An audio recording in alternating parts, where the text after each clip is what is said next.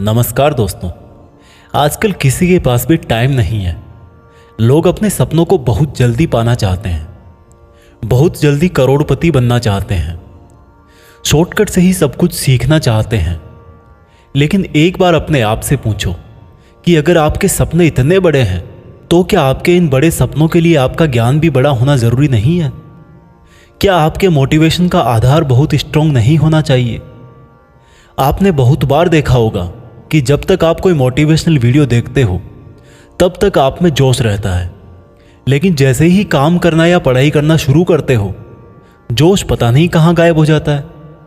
यह वीडियो थोड़ा लंबा है, लेकिन अगर आपने इसमें बताया गया रहस्य जान लिया तो ना तो आपको किसी और मोटिवेशनल वीडियो, किसी ज्ञान की ज़रूरत पड़ेगी और ना ही ऐसा कोई लक्ष्य होगा जो आज के बाद आप अपनी लाइफ में प्राप्त नहीं कर सको। लेकिन ये कैसे पॉसिबल होगा?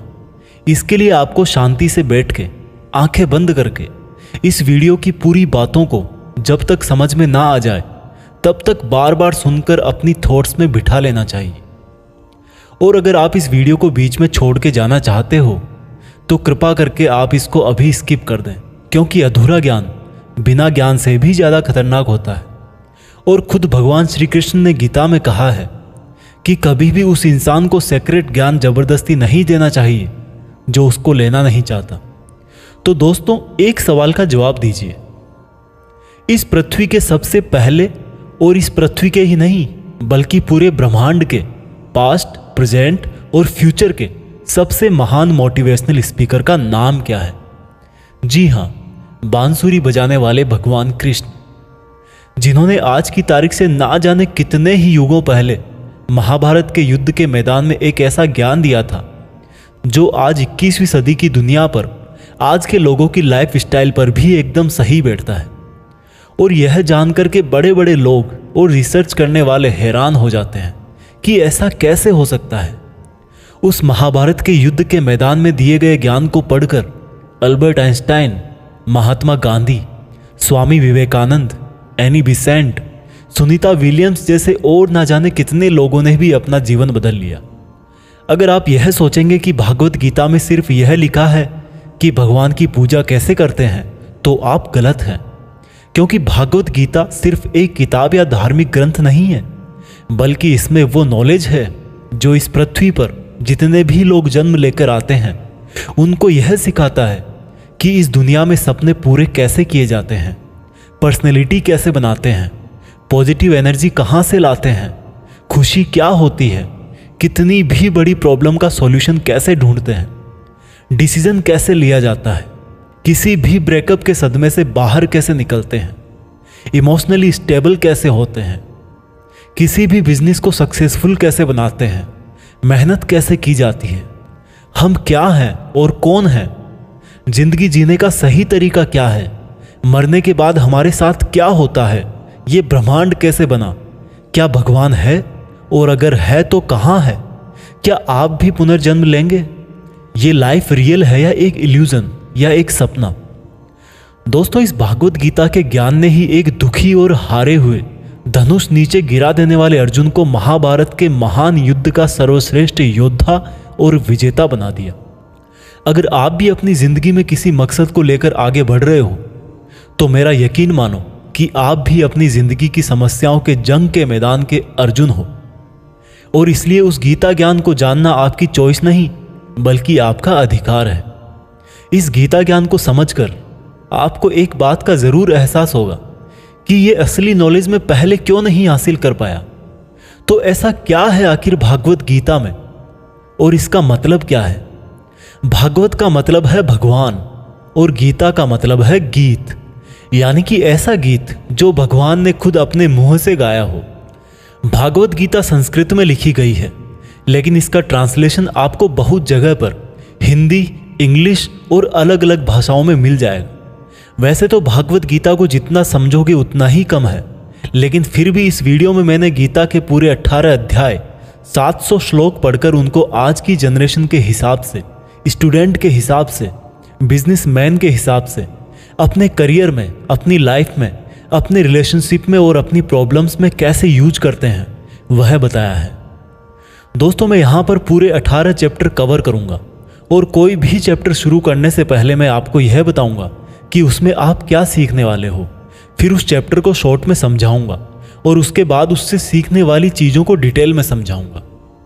अगर आपको यह जानना है कि आखिर भगवान को खुद ज्ञान देने की जरूरत क्यों पड़ी, ये पांडव और कौरव कौन थे और इस महाभारत के युद्ध की शुरुआत कैसे हुई, तो आप मुझे नीचे कमेंट्स में बता सकते हैं। मैं उसका भी वीडियो आपको अलग से दे दूंगा। तो चलो अब मैं आपको सीधा ले चलता हूं कुरुक्षेत्र के युद्ध के मैदान में, जहां पर पांडव और कौरव युद्ध करने के लिए आमने सामने खड़े हैं। भागवत गीता अध्याय 1 सेना का निरीक्षण। दोस्तों, गीता के पहले अध्याय से आपको यह सीखने को मिलेगा कि ऐसी कौन सी सबसे पहली चीज है जो आपको लाइफ में आगे बढ़ने से रोकती है। भले ही आप में बहुत नॉलेज हो, आप में बहुत काबिलियत हो, लेकिन उस एक चीज की वजह से आप सही डिसीजन नहीं ले पाते और अपना काम नहीं कर पाते हैं। इसके साथ साथ सपने से हकीकत में इंसान कैसे बदल जाता है वह भी हम जानेंगे। कौरवों में दुर्योधन बहुत खुश हो रहा था। उसके पास बहुत बड़ी सेना थी। भीष्म पितामह थे, गुरु द्रोणाचार्य और गुरु कृपाचार्य जैसे बड़े बड़े योद्धा थे। पांडवों की सेना में अर्जुन, भीम सहित 5 पांडव, भगवान कृष्ण, अभिमन्यु, द्रौपदी के 5 पुत्र आदि थे। अब यह युद्ध पूरी तरह से पारिवारिक युद्ध ही था। पांडवों और कौरवों के लिए गुरु द्रोणाचार्य और कृपाचार्य दोनों एक ही थे। दादा भीष्म भी एक ही थे। साथ ही साथ पांडव और कौरव दोनों खुद भी चचेरे भाई थे, लेकिन हर कोई जीतने के इरादे से आ रखा था। रणभूमि में जब जोर से युद्ध की घोषणा के लिए शंखनाद हुआ तो अर्जुन ने अपने सारथी भगवान कृष्ण से कहा कि हे कृष्ण, मेरे रथ को दोनों सेनाओं के बीच में एक बार ले जाकर के खड़ा कर दो, ताकि मैं ये देख सकूं कि मुझे किनको मारना है। ऐसा सुनकर भगवान कृष्ण ने अर्जुन के रथ को कौरवों की सेना के सामने वहां पर ले जाकर के खड़ा कर दिया, जहां पर कौरवों की सेना में अर्जुन के दादा भीष्म पितामह और गुरु द्रोणाचार्य खड़े थे। और गुरु द्रोणाचार्य ने ही अर्जुन को तीर चलाना भी सिखाया था। अर्जुन ने युद्ध के मैदान में जिधर भी देखा वहां दोनों तरफ ही सिर्फ परिवार वाले नजर आ रहे थे। ये देखकर अर्जुन बहुत दुखी हो गए और कृष्ण से बोले, यहां तो हर कोई मेरा सगा संबंधी ही है, मैं अपने ही लोगों को युद्ध में नहीं मार सकता। मुझे इस राज्य के लिए तो क्या, अगर कोई तीनों लोक भी दे तो भी मैं ऐसा युद्ध नहीं करूंगा जिसमें मुझे अपनों को ही मारना पड़े। इस तरह से अर्जुन पूरे दुखी होकर और खुद को कोसते हुए अपने धनुष को छोड़कर रथ में वापस जाकर बैठ गए। दोस्तों, गीता के इस फर्स्ट चैप्टर से हमें यह सीखने को मिलता है कि वास्तविकता सोच से अलग होती है। हमें नहीं पता होता है कि जब हम कोई काम करने का इरादा लेकर जा रहे होते हैं तो वहां पर क्या हो सकता है। जब हम किसी बुरी चीज का सामना करते हैं तो हम संयम खो बैठते हैं और घबरा जाते हैं, और घबरा जाने के बाद हम हमारा ही असली रूप भूल जाते हैं। भले ही अर्जुन युद्ध कला में मास्टर थे और भले ही वो युद्ध करने के लिए मैदान में धनुष उठाकर चले आए, लेकिन युद्ध सिर्फ हथियारों के चलाना जानने से नहीं होता। उसके लिए इरादे भी चाहिए होते हैं, इमोशनल स्टेबिलिटी चाहिए होती है। मैदान में आकर अर्जुन को अपनी ड्यूटी से ज़्यादा फैमिली और गुरुओं से मोह हो गया और उससे फिर वो दुखी हो गए। वो युद्ध करने का डिसीजन नहीं ले पाए। इससे यह भी सीखने को मिलता है कि जिंदगी में हमें हमारा कर्म करने से सबसे पहले रोकने वाला कोई होता है तो वो है हमारा मोह, यानी कि अटैचमेंट। आप सुबह जल्दी उठ सकते हो, लेकिन आपको नींद और आलस्य का मोह होता है। अर्जुन एक क्षत्रिय थे और युद्ध करना ही उनका काम था, और वो युद्ध करने में बहुत अच्छी तरह से ट्रेंड भी थे, लेकिन वो अटैचमेंट में आकर अपना कर्म भूल गए। इसलिए अगर लाइफ में आपको चुनौतियों से लड़ना है तो आपको अपने अटैचमेंट को सेक्रीफाइस करना आना चाहिए। दोस्तों, इसको आप इस तरह से भी समझ सकते हो। मान लो आप किसी से बहुत प्रेम करते हो, लेकिन वह मनुष्य आपकी प्रेम की कदर नहीं करता। ऐसे में आपको उसका प्रेम पाने का मोह नहीं होना चाहिए, क्योंकि अटैचमेंट किसी भी तरह का हो, जब तक वो है आप अपनी लाइफ के अर्जुन नहीं बन पाओगे। भागवत गीता अध्याय 2 गीता का सार। दोस्तों, गीता के दूसरे अध्याय से हमें इमोशनल स्टेबिलिटी, आत्मा, मृत्यु, पुनर्जन्म, डिसीजन मेकिंग के बारे में सीखने को मिलता है, और गुस्से का सबसे बड़ा रीजन और उसका सॉल्यूशन क्या है, कैसे आप किसी भी कंडीशन में खुश रह सकते हो, और मेहनत कैसे करते हैं, यह भी आपको सीखने को मिलेगा। जब अर्जुन ने युद्ध करने से मना कर दिया तब सारथी श्री कृष्ण ने अर्जुन से कहा कि अर्जुन, ये तुम्हें अचानक से क्या हो गया? जिस तरह की कमजोर बातें तुम बोल रहे हो वो तुम जैसे महान योद्धा के मुंह से बिल्कुल अच्छी नहीं लगती। इसलिए अपने इस मन की कमजोरी को छोड़कर युद्ध के लिए वापस खड़े हो जाओ। अर्जुन बोले कि मैं किस तरह से अपने ही गुरुजी द्रोणाचार्य और दादाजी भीष्म पितामह को मारने के लिए अपना धनुष चला सकता हूँ, क्योंकि ये तो मेरे लिए हमेशा से ही भगवान की तरह रहे हैं। इस युद्ध को करने से अच्छा है कि मैं भिखारी बन जाऊं, क्योंकि अपनों को ही मारूंगा तो जीत में भी मेरी हार ही है। मैं सही और गलत को नहीं समझ पा रहा, इसलिए मेरा मार्गदर्शन करो कृष्ण। श्री कृष्ण मुस्कुराकर अर्जुन को देखने लगे। भले कोई इंसान उनसे कुछ मांगे और वो दे ही ना, ऐसा भी कभी हो सकता है क्या? यहीं से शुरू होता है भागवत गीता का वो ज्ञान जो आपको भी अर्जुन बनकर ध्यान से सुनना और समझना चाहिए। श्री कृष्ण बोले कि अर्जुन, ये तुझे अचानक से क्या हो गया? तुझ जैसे इंसान को किसी दूसरे की मृत्यु को लेकर नहीं डरना चाहिए। और वैसे भी तुझे क्या लग रहा है, ये लोग तेरे मारने से मर जाएंगे और तू ही इनको मारेगा? इन सब लोगों का और तुम्हारा भी पिछला जन्म भी था और अगला जन्म भी होगा। इसलिए जैसा तुम सोचकर दुखी हो रहे हो वह ज्ञान तुम्हारा अधूरा है। और रही बात इनकी मृत्यु का तुझे पाप लगने की, तो ये समझ ले, इनको मारने वाला तू नहीं बल्कि मैं हूं। तू तो इनकी मौत का सिर्फ एक कारण है, और ये लोग मरने के बाद भी मेरे ही पास आएंगे, क्योंकि ये लोग शरीर नहीं है बल्कि आत्मा है, और आत्मा को किसी भी तरह से नष्ट नहीं किया जा सकता। आत्मा तो अगले जन्म के लिए इस शरीर को उसी तरह से छोड़ देती है जिस प्रकार से तुम अपने पुराने कपड़े बदलकर नए पहनते हो। हे अर्जुन, जन्म देने वाला और मारने वाला मैं ही हूं। और ये बता, क्या तू किसी मरे हुए इंसान को जिंदा कर सकता है? अगर तू मरे हुए को जीवन नहीं दे सकता तो जीवित को भी नहीं मार सकता, क्योंकि जीवन देने वाला भी मैं हूं और मारने वाला भी मैं हूं, और इनकी मौत मैंने तेरे ही हाथों लिखी है। और अर्जुन, अगर तुझे ऐसा लगता है कि आत्मा भी मरती है तो ये जान ले कि आत्मा जैसे जन्म लेकर मरती है वैसे ही मरने के बाद प्रकृति का चक्कर पूरा करने के लिए उसको फिर से जन्म लेना पड़ेगा। इस प्रकार से भी आत्मा नष्ट नहीं हुई, और जब प्रकृति ऐसे ही चलती है तो भला तू इसका जिम्मेदार कैसे हुआ? अर्जुन, जिस क्षत्रिय को जीवन में युद्ध करने का अवसर प्राप्त होता है वो ना केवल भाग्यशाली है बल्कि उसका तो धर्म और कर्म ही युद्ध करना है। और अगर तूने ये युद्ध नहीं किया तो इसका मतलब यह होगा कि तूने अपना धर्म और कर्म अच्छी तरह से नहीं निभाया, और इसलिए तेरे नाम के साथ कलंक जुड़ जाएगा। और तेरे जैसे अर्जुन के लिए तो कलंक उसकी मौत से भी बड़ा है। जो लोग तुझे बहुत सम्मान दिया करते थे वही लोग तेरी बहुत बुराइयां करेंगे, तेरी वीरता पर सवाल उठाएंगे। इसलिए अर्जुन, तू सुख दुख, हार जीत और फायदे नुकसान को छोड़कर अपने विचारों को स्थिर कर और युद्ध के लिए धनुष उठा, जिससे या तो तू युद्ध में मारा जाकर मेरी ही शरण में आएगा या फिर विजेता बनकर धरती पर ही सुख भोगेगा। हे अर्जुन, तुमने आज तक जितना भी सीखा है वो मेरे इस ज्ञान के आगे बहुत छोटा है। तुम काम करने के पहले ही उसके परिणाम के बारे में सोच लेते हो, जबकि तुम्हें यह जान लेना चाहिए कि फल देने वाला मैं हूं और कर्म करने वाले हो तुम। तुम अपना काम करो, मैं अवश्य अपना काम करूंगा। इस बात पर अर्जुन ने श्री कृष्ण से सवाल किया कि आपने मुझे अपने विचारों को स्थिर यानी कि अपने इमोशंस और थॉट को कंट्रोल करने को कहा है, तो यह मैं कैसे करूं? इस पर श्री कृष्ण बोले कि जो व्यक्ति अपने मन की सभी इच्छाओं और अपने सभी कर्मों के फल के बारे में सोचना बंद कर देता है वही स्थिर बुद्धि कहलाता है। ऐसे व्यक्ति को ना तो खुद के साथ बुरा होने से दुख होता है और ना ही किसी अच्छे काम में खुशी होती है। जिसके मन से हर प्रकार का डर, भावना और क्रोध नष्ट हो गए हैं, जो शुभ अशुभ के चक्कर से बाहर निकल गया है, जो इस प्रकार से अपनी इच्छाओं को वश में कर लेता है जैसे कोई कछुआ खुद को खुद में ही समेट लेता है, उस मनुष्य की बुद्धि स्थिर हो जाती है। क्योंकि अपनी इच्छाओं के बारे में सोचते रहने से हमें वो इच्छाएं अच्छी लगने लगती है। इच्छाएं अच्छी लगने लगती है तो फिर उन इच्छाओं को पूरा करने का मन करता है। जब उन इच्छाओं को पूरा करने में कोई रुकावट आती है तो फिर हमें गुस्सा आता है, और गुस्सा आने से इंसान पागल हो जाता है, और फिर वो अपना कर्म और धर्म भूलकर खुद ही अपनी स्थिति से नीचे गिर जाता है। परंतु अगर कोई अपनी इच्छाओं को वश में करके उनका गुलाम नहीं होता तो उसका अंतर्मन शुद्ध रहता है और उसके दुख का अंत हो जाता है। और जब उसके सब दुख ही समाप्त हो जाते हैं तो उसकी बुद्धि स्थिर हो जाती है।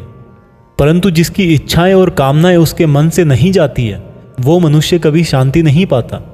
और जब शांति ही नहीं पाएगा तो वो खुश कैसे रहेगा भला?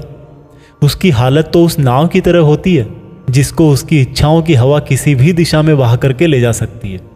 स्थिर बुद्धि वाला प्राणी तो उस समुद्र की तरह है जिसमें चाहे कितनी ही नदियां आके मिले फिर भी उसको कोई फर्क नहीं पड़ता। और इसी तरह का स्थिर बुद्धि वाला प्राणी मृत्यु के बाद मेरी ही शरण में आता है। दोस्तों, अब आते हैं इस चैप्टर के मीनिंग पर। आप में से बहुत सारे लोग होंगे जो अपने प्रियजनों को खो देते हैं, और आज तक आप लोगों में से जिसने भी अपने प्रियजन को मृत्यु के द्वारा इस संसार से नहीं खोया है, उसको भी यह जान लेना चाहिए कि उनकी जिंदगी में भी उनके किसी सबसे प्रिय, यहाँ तक कि खुद की भी मौत एक दिन जरूर होगी। लेकिन इससे उदास होने की कोई बात नहीं है, क्योंकि खुद भगवान ने ही कहा है कि हम अपने जन्म से पहले भी इस दुनिया में नहीं थे और मौत के बाद भी नहीं रहेंगे, लेकिन उस समय हम किसी न किसी रूप में इस ब्रह्मांड में ज़रूर रहेंगे। और इसलिए हमें मौत से नहीं डरना चाहिए, क्योंकि या तो हमारा पुनर्जन्म होगा या फिर हम परमात्मा में हमेशा के लिए मिल जाएंगे। और जब सब लोग आखिर में एक ही जगह मिल जाएंगे तो फिर क्या भावुक होना। और यही प्रकृति का नियम भी है। और हम कोई शरीर नहीं है जो हमें डरने की ज़रूरत है। हम आत्मा है और उसी का अंश है जिसको हम भगवान कहते हैं। और अगर हमें बनाने वाला भगवान है तो फिर हमें उससे ही मिलने का प्रयत्न करना चाहिए। ये दुनिया तो मात्र उस ईश्वर का एक मायाजाल है। अब दोस्तों, अर्जुन डिसीजन नहीं ले पा रहे थे। जब भी हम कोई डिसीजन लेते हैं तो एक तरफ हमारा अटैचमेंट होता है और दूसरी तरफ वो होता है जो हमें करना चाहिए। और इसी मोह के चक्कर में हम वो नहीं कर पाते जो हमारा रियल काम होता है और जो हमें लाइफ में सफलता के रास्ते पर आगे ले जाता है।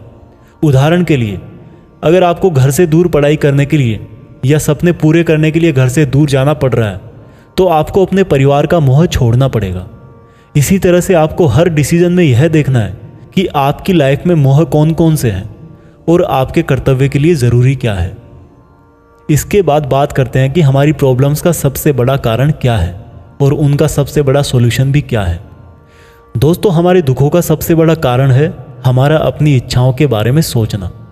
जब हम अपनी इच्छाओं के बारे में सोचते हैं तो समय बीतने के बाद हम उनको पूरा करने की भी कोशिश करते हैं, और जब वो कोशिशें नाकाम हो जाती है तो हमारे अंदर गुस्सा पैदा हो जाता है। और गुस्सा ऐसी चीज़ है जिसको अगर किसी ने शरीर छोड़ने के पहले नहीं छोड़ा तो कभी आप अपने जीते जी खुश नहीं रह पाओगे। आप हमेशा अपने आप को समस्याओं से घिरा हुआ ही पाओगे, क्योंकि ये दुनिया तो सिर्फ आपका ही रिफ्लेक्शन है। अब आप यह भी बोलोगे कि अगर ज़िंदगी में कोई इच्छा ही नहीं रखेंगे तो सक्सेस कैसे हासिल होगी, नाम कैसे कमाएंगे।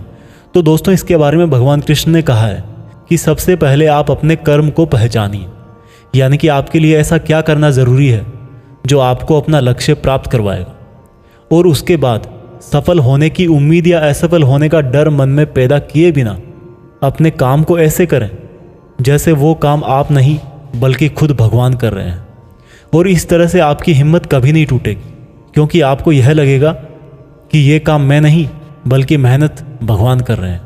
और इस तरह से आपकी हिम्मत कभी नहीं टूटेगी, क्योंकि आपको यह लगेगा ही नहीं कि आप मेहनत कर रहे हो। भागवत गीता अध्याय 3 कर्म योग। दोस्तों, अब गीता के 3rd चैप्टर में हम जानेंगे कि ऐसी कौन सी 2 चीज़ें हैं जो आपको इस दुनिया में कुछ भी हासिल करके दे सकती है। इसमें यह भी जानेंगे कि हम क्या हैं और हमारे अपने मन को अपने काबू में करके अपनी सभी गंदी आदतें कैसे छोड़ें और अपनी मनचाही मंजिल कैसे प्राप्त करें।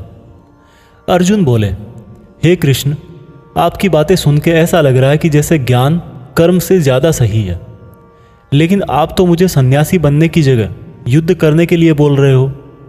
तो आप ये बताइए कि मैं ज्ञान का रास्ता अपनाकर सन्यासी बनूं या कर्म का रास्ता अपनाकर युद्ध लड़ूं।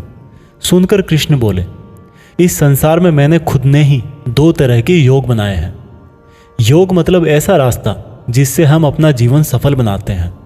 उनमें से एक है ज्ञान योग और दूसरा है कर्म योग। और अर्जुन, तुम एक मनुष्य हो, तुम चाह करके भी अपने शरीर के कर्मों को पूरी तरह से नहीं छोड़ सकते। उदाहरण के लिए, तुम्हें हर पल सांस तो लेना ही पड़ेगा। अगर पेट है तो खाना तो पड़ेगा ही।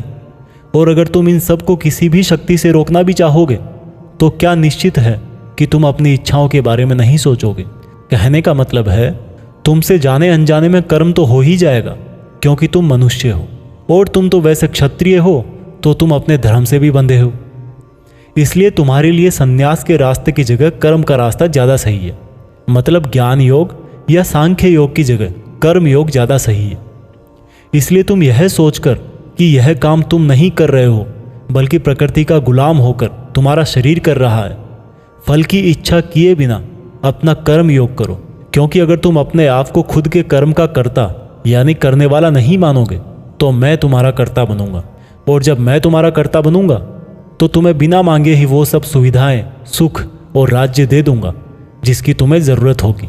बिना मेहनत किए ही सुख सुविधाओं और राज्य का भोग किया तो तुम एक चोर कहलाओगे और तुम कभी परमात्मा यानी कि मुझसे नहीं मिल पाओगे। जिस तरह से महान लोग खाने के लिए नहीं बल्कि जीने के लिए खाते हैं, उसी तरह से तुम भी परिणाम के लिए नहीं बल्कि कल्याण के लिए युद्ध करो। हे अर्जुन, तुम मनुष्यों में सबसे बड़े हो, इसलिए जैसा तुम करोगे ठीक वैसा ही तुम्हारी संतान या आने वाली दुनिया करेगी। अर्जुन, अब तू मुझको ही देख ले, मैं तो भगवान हूँ, मुझे भला किसी काम को करने की ज़रूरत क्या है? पर मैं इसलिए अपना कर्म करता हूँ क्योंकि मनुष्य की आत्मा मेरा ही छोटा सा अंश है, और जैसा मैं करूँगा वैसा ही फिर मनुष्य करेगा, और इस तरह से तो पूरी सृष्टि ही नष्ट हो जाएगी। कोई अगर तुम्हारा साथ भी ना दे या तुम्हारी आलोचना भी करे तो तुम उनको बिना कुछ कहे सिर्फ अपना कर्म करते जाओ, और ऐसा करने पर वह मनुष्य भी कुछ समय बाद तुम्हारे जैसा ही करने लग जाएगा। जो व्यक्ति यह सोचता है कि वह कर्म खुद करता है, उससे बड़ा मूर्ख और दुखी इस दुनिया में और कोई नहीं है, और ज्ञानी लोगों के द्वारा ऐसे मूर्खों को कभी नहीं छेड़ा जाना चाहिए। इसलिए अर्जुन, तू भी अपने आप को इस कर्म के बंधन में ना बांधकर बिना किसी आशा के, दया के और पछतावे के अपना युद्ध कर। अर्जुन, खुद का धर्म और कर्म दूसरों के धर्म और कर्म से ज़्यादा अच्छा समझा जाना चाहिए। भले ही हमारे खुद के धर्म में और कर्म के पालन करने में कोई कमी रह जाए। अर्जुन ने फिर सवाल किया कि अगर मनुष्य उसी परमात्मा का अंश है तो उससे गलतियां क्यों हो जाती है और वो बुरे काम क्यों करता है? भगवान श्री कृष्ण बोले कि मनुष्य शरीर भोग विलास करना चाहता है क्योंकि उसकी प्रकृति वैसी ही है।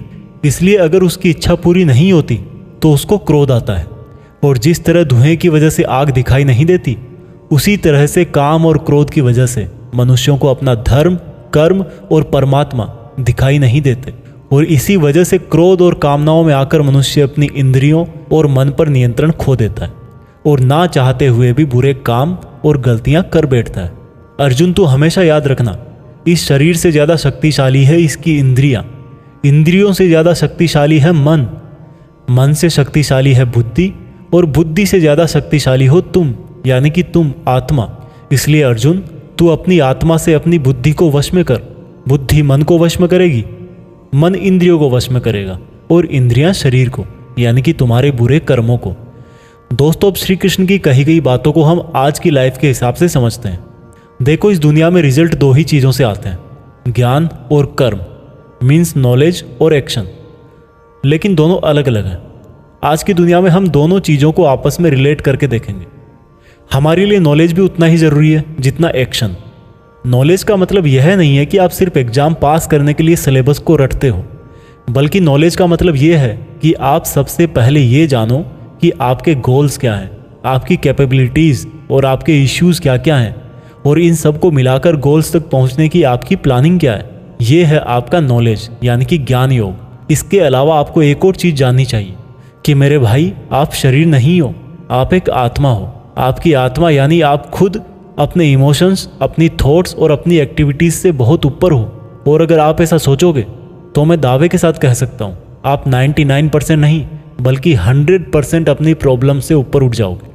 इसके बाद इस चैप्टर में दूसरा रास्ता बताया गया है कर्म योग, यानी कि आपके शरीर के एक्शंस के लिए भगवान ने ये बोला है कि हमें कभी यह नहीं सोचना चाहिए कि काम हम कर रहे हैं, और जब हम ये सोचेंगे कि काम नहीं कर रहे तब इसके दो फायदे होंगे। एक तो ये कि आप अपनी मेहनत के रिजल्ट को लेकर टेंशन में नहीं रहोगे, और दूसरा ये कि आप इमोशनली स्टेबल होकर अपनी बेस्ट मेहनत कर पाओगे।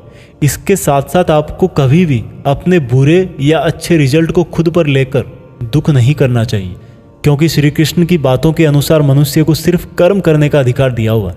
इसके अलावा आप अपनी किसी भी बुरी आदत से कैसे छुटकारा पाएं, इसको बहुत ही आसान शब्दों में बताया गया है कि आप अपने आप को उस परमात्मा का ही छोटा सा रूप यानी कि आत्मा समझो, और आत्मा के ध्यान से अपने ब्रेन को और ब्रेन से अपने मन को काबू में करोगे, और इसके बाद में आपका मन अपने आप आपके सभी फिजिकल सेंसेस यानी कि इंद्रियों को काबू में कर लेगा। और जब आपकी इंद्रियां आपके काबू में हो जाएगी तब बुरी आदत छोड़ना तो क्या कुछ भी मुश्किल नहीं है। भागवत गीता अध्याय 4 दिव्य ज्ञान। गीता के चौथे अध्याय से हम जानेंगे कि भगवान कब और किस रूप में धरती पर आते हैं, भगवान को कैसे प्राप्त किया जाता है, गुरु से ज्ञान कैसे लिया जाता है, ज्ञान लेना क्यों जरूरी है। श्री कृष्ण बोले कि अर्जुन, जो महान गीता ज्ञान मैं तुझे बता रहा हूं वो मैंने बहुत पहले ही इसी पृथ्वी पर बताया था, लेकिन समय के साथ वो लुप्त हो गया। इस पर अर्जुन बोले कि हे कृष्ण, आप तो अभी वर्तमान काल में हो, तो आप बहुत पहले के समय में ऐसा कैसे कर सकते हो।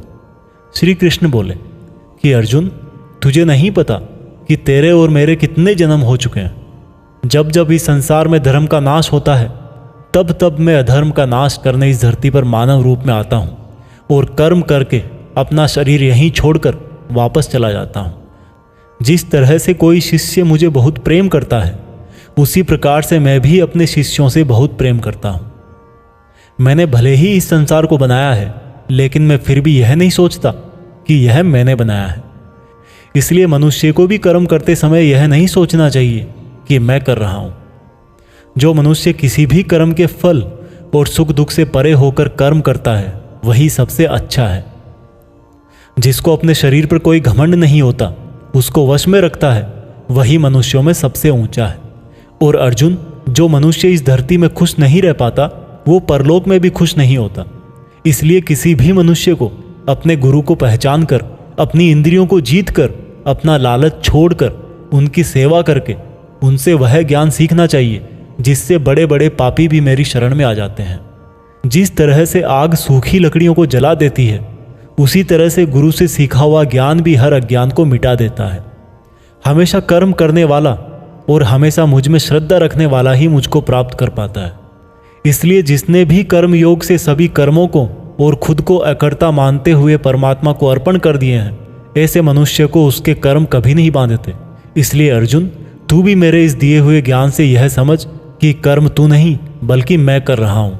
दोस्तों, इस चौथे चैप्टर में यह साफ कहा गया है कि जब भी धरती पर मानवता का नाश होता है और नेगेटिव एनर्जी लोगों में ज़्यादा होती है, तब तब भगवान किसी भी रूप में आकर धर्म को फिर से स्थापित करते हैं। इसमें यह भी बताया गया है कि अगर किसी से आपको कुछ सीखना है तो सबसे पहले आपके मन में उसके प्रति रेस्पेक्ट होनी चाहिए, कोई लालच नहीं होना चाहिए और बुरी भावना भी नहीं होनी चाहिए। और ये नॉलेज लेना और सीखना हमारे लिए ज़रूरी क्यों है? क्योंकि हम चाहे किसी भी फील्ड में हो, ऑब्वियस सी बात है कि हमें उस फील्ड के गुरुओं से ज्ञान तो लेना ही पड़ेगा। और ज्ञान ऐसा तरीका है जो इस लाइफ में आपके टारगेट से और उस लाइफ में आपके परमात्मा से मिला सकता है। भागवत गीता अध्याय 5 कर्म संन्यास योग। भागवत गीता के 5वें चैप्टर में हम जानेंगे कि अपने गोल्स को कैसे प्राप्त किया जाता है और किस तरह से हमारा शरीर हमको आलस में बांधने की कोशिश करता है। अर्जुन बोले, हे श्री कृष्ण, मैं अभी भी यह नहीं समझ पा रहा हूं कि मेरे लिए कर्म ज्यादा अच्छा है या कर्मों से संन्यास। श्री कृष्ण बोले, देखो अर्जुन, भले ही संन्यास और कर्म दो अलग अलग रास्ते हों, लेकिन दोनों की मंजिल एक ही है और वो है भगवान। जो व्यक्ति अपने मन को भटकने नहीं देता, जो कर्म करके भी यह समझता है कि कर्म उसने नहीं बल्कि परमात्मा ने किया है, और जो सभी जीव जंतुओं को उसी परमात्मा का हिस्सा मानता है, वह मनुष्य मरने के बाद परमात्मा में ही मिल जाता है। महान पुरुष अपना हर काम खुद के विचारों को साफ करने और दूसरों का कल्याण करने के लिए ही करते हैं। परमात्मा कभी भी मनुष्यों को बुरा काम करने के लिए नहीं उकसाता, बल्कि लोग खुद ही अपने क्रोध और मोह में आकर बुरे कर्मों के साथ साथ उनके फलों का भी निर्माण करते हैं। मैं तो बस उनका फल उन्हीं को वापस देता हूं। इस शरीर को चाहे कितना ही सुख दे दो, उसकी इच्छाएं तब भी पूरी नहीं होती। इसलिए अर्जुन, तेरे जैसे बुद्धिमान व्यक्ति को शरीर की इच्छाओं में मन नहीं लगाना चाहिए। इस संसार का असली योगी तो वो है जिसने अपने शरीर का नाश होने से पहले अपने क्रोध का नाश कर लिया हो, जो संपूर्ण प्राणियों का हित करता है, जिसका मन किसी भी कर्म में नहीं बंधता और जो अपने भटकते हुए मन को एक जगह केंद्रित करके परमात्मा को याद करता है, वही व्यक्ति सुखी भी है और परमेश्वर सहित सबका प्यारा भी। हे अर्जुन, ये इंद्रियां, मन, बुद्धि, इच्छा, आशा, डर और क्रोध ही तेरे दुश्मन हैं। इनका त्याग कर। दोस्तों, हमारी बॉडी यानी कि शरीर हमेशा रिलैक्स रहना चाहता है, क्योंकि बाय नेचर शरीर एक निर्जीव चीज ही है अगर उसमें आत्मा ना हो तो। लेकिन हम यह सोच लेते हैं कि मैं तो शरीर हूं, ये मेरी आंखें हैं, ये मेरे हाथ हैं और अब मेरा शरीर मुझे सोने के लिए बोल रहा है। तो इसका मतलब यह है कि आपका शरीर आपकी बुद्धि पर भारी पड़ चुका है।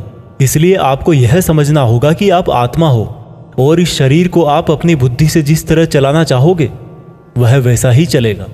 दोस्तों, जो रास्ते भागवत गीता में बताए जा रहे हैं वह मनुष्य को परमात्मा से मिला देते हैं। और अगर आप इन सब बातों को अपनी लाइफ में उतारोगे तो आप अपने सपनों को तो आसानी से हासिल कर ही लोगे।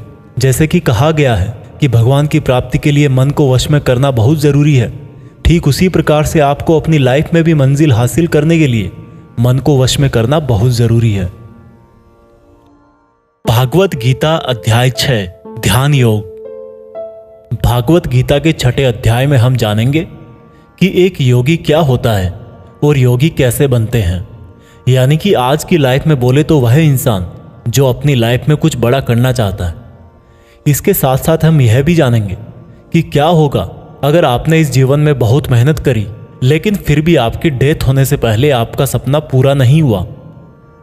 श्री कृष्ण बोले, केवल अपने सांसारिक कर्मों को त्यागने वाला ही योगी नहीं होता, बल्कि जो व्यक्ति करने योग्य सब काम को करता हुआ उनके फल का लालच नहीं करता, वही असली योगी कहलाता है। जो व्यक्ति अपने मन को जीत लेता है तो उसके लिए इस संसार में और कुछ भी जीतना जरूरी नहीं होता, और जिसका मन इधर उधर भटकता रहता है उसके लिए इस संसार में कुछ भी पाना आसान नहीं होता, क्योंकि हमारा गुलाम मन हमारा मित्र होता है और अगर हम उसके गुलाम बन जाते हैं तो वो हमारा सबसे बड़ा शत्रु बन जाता है। जो व्यक्ति अपने मन के और संसार के किसी भी विचार, वासना या वस्तु से मोहित नहीं होता और जो मित्र, दुश्मन, महात्मा, पापी, जीव जंतु आदि के प्रति समान दया भाव रखता है, वही योगी की असली निशानी होती है अर्जुन। और जब इस तरह का योगी भाव आने लगे तो बिना किसी आशा के, बिना किसी भय के अपने मन को मित्र बनाकर मेरा ध्यान करना चाहिए। ऐसा योगी नींद और भोजन भी उतना ही करता है जितना आवश्यक हो। ऐसा योगी उसी तरह से अपने वचन पर स्थिर रहता है जैसे पूरी तरह रुकी हुई हवा में दीपक की लौ होती है। जब जब भी उसका मन भटके तब तब उसको उस इच्छा को वश में करके फिर से मन को केंद्रित करना चाहिए। और जब योगी इस संपूर्ण ध्यान की अवस्था में आ जाता है तो बड़े से बड़ा दुख भी उसको उसके स्थान से नीचे नहीं गिरा सकता। अर्जुन ने कहा, मगर हे कृष्ण, यह मन बहुत ही चंचल और हठीला है। इसको एक जगह पर रोकना हवा को एक जगह पर रोकने की तरह बहुत मुश्किल है। श्री कृष्ण बोले, हाँ, यह सत्य है कि मन को वश में करना बहुत कठिन है, लेकिन यह भी जान लो कि बार बार योगाभ्यास और आत्मविश्वास से असंभव को संभव बनाया जा सकता है। अर्जुन ने फिर पूछा कि हे कृष्ण, अगर कोई योगी इस तरह से ध्यान केंद्रित करके योग करे, लेकिन अगर अंतिम समय में किसी कारणवश उसका मन भागने लगे तो क्या उसकी पूरी मेहनत शून्य हो जाएगी? श्री कृष्ण बोले, नहीं अर्जुन, निरंतर परमात्मा की तरफ बढ़ना हर आत्मा का अधिकार है। अगर किसी कारणवश वह योगी आत्मा योग की राह से विचलित भी हो जाती है तो भी उसको योग भ्रष्ट पुण्य पुरुषों के लोक में कई वर्ष सुख और आनंद मिल जाता है, और वहां पर वह ध्यान भ्रष्ट योगी भी सुख में समय बिताकर फिर से किसी पुण्यात्मा के परिवार में जन्म ले लेता है। और इस तरह से उस आत्मा की यात्रा वहीं से शुरू हो जाती है जहां पर उसने पिछले जन्म में समाप्त करी थी, और इस प्रकार से उसे एक नया रूप, नया जीवन परमात्मा से मिलन के प्रयत्न के लिए फिर से मिल जाता है। अर्थात उसका पिछले जीवन में किया गया योग बेकार नहीं जाता, लेकिन लगातार प्रयत्न करने वाला योगी इसी जन्म में अपने जीवन चक्र से मुक्त होकर परमात्मा में विलीन हो जाता है। एक योगी तपस्वियों और विद्वानों से भी श्रेष्ठ है। इसलिए अर्जुन, तू भी योगी बन, क्योंकि जो योगियों में भी परम होता है वह मेरा भी परम प्रिय होता है। दोस्तों, हर वो इंसान जिसकी आंखों में कुछ बड़ा करने का सपना है, उसको अर्जुन की तरह ही एक योगी बनना चाहिए। योगी वो इंसान है जो पूरी तरह से इमोशनली बैलेंस्ड है, न्यूट्रल है, जो दूसरों की बातें माइंड नहीं करता और हमेशा अपने टारगेट को पूरा करने के लिए मेहनत करता है। लेकिन दोस्तों, जिंदगी का किसको पता, भगवान ना करे कि ऐसा हो कि कोई इंसान उसके सपने पूरे होने से पहले ही मर जाए, तो उसकी तो मेहनत किसी काम की ना रही और सपने सपने ही रह गए। पर एक बहुत ही सीक्रेट बात भगवान कृष्ण ने इस अध्याय में यह बताई है कि अगर आप मेहनत कर रहे हो और आपने बहुत एक्सपीरियंस गेन कर लिया है, बहुत नॉलेज हासिल कर लिया है, लेकिन फिर भी आपको मंजिल नहीं मिली और किसी रीजन की वजह से, परमात्मा ना करे ऐसा हो, पर आपकी डेथ हो जाए या सपने के लिए मेहनत करते करते बूढ़े होकर मर जाओ, तो इस केस में चाहे आपको जीते जी फल मिले या ना मिले, मरने के बाद में आपको स्वर्ग में अपने कर्मों के अनुसार पूरा सुख मिलेगा। और जब आपके अच्छे कर्मों का बैलेंस खत्म हो जाएगा तो आप फिर से धरती पर जन्म लेकर आओगे और बाय नेचर आप ऐसे माहौल या घर में जन्म लोगे जिसमें आपको पिछले जन्म के ज्ञान वाला लेवल नेचुरली ही मिल जाएगा और आपको उसके आगे की मेहनत करने के लिए फिर से एक पूरी नई जिंदगी मिल जाएगी। ऐसा मैं नहीं, स्वयं कृष्ण ने योगी के बारे में बताते हुए इस गीता के 6 चैप्टर के श्लोक नंबर 37 से लेकर श्लोक नंबर 45 तक यही बात कही है और यह भी कहा है कि ये उनके लिए एप्लीकेबल है जो सच में बहुत बहुत मेहनत करते हैं। यह भागवत गीता सार आप YouTube के जीत फिक्स चैनल पर सुन रहे हैं। भागवत गीता अध्याय 7 भगवान का ज्ञान।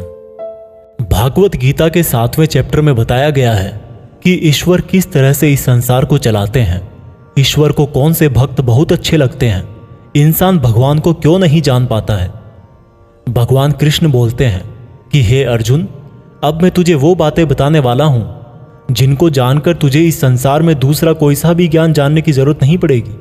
हजारों लोगों में से कोई एक मुझे प्राप्त करने की कोशिश करता है और ऐसे हजारों कोशिश करने वालों में से कोई एक ही मुझे बहुत समर्पण के साथ प्रेम करता है।